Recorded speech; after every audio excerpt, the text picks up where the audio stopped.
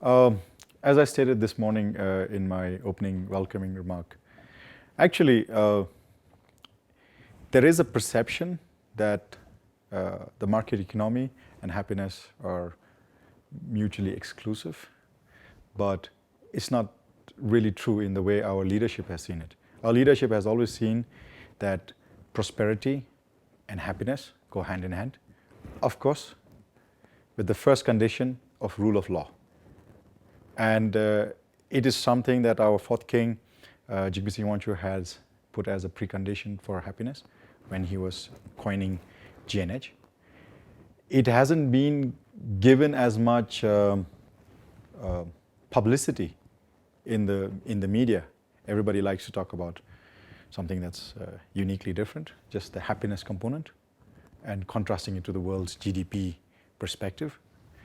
But the truth was, and it has been, and it was reaffirmed by our fifth king, His Majesty, on the 60th birth anniversary on November, in fact, just recently, on November 11th, when he talked about how His Majesty the fourth king always wanted the rule of law to have a solid foundation in Bhutan, and from which came, he believed, prosperity for the people would be ensured, and then eventually happiness. So actually in Bhutan, even though there is perception in the general market, general public that these are exclusive, the reality is our leadership has always known that it was, one was complementary to the other. And so from that perspective, I would think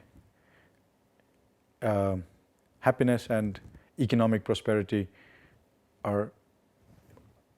must go hand in hand, and has gone in hand in hand.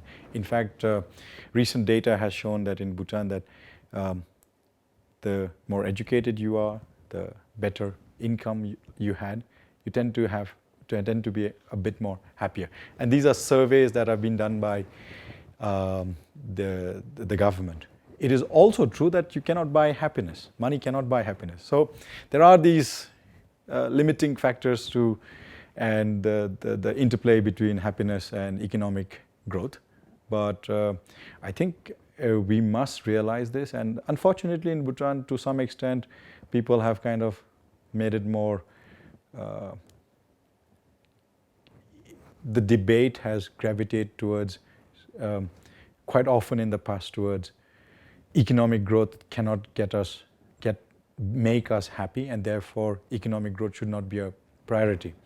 But our leadership has always known this, that it is important to have economic growth and rule of law for happiness. So my comment here would be that I think it's obvious, it's necessary, it's essential, and in many ways Bhutan has actually achieved it despite the public debate on how much one influences the other.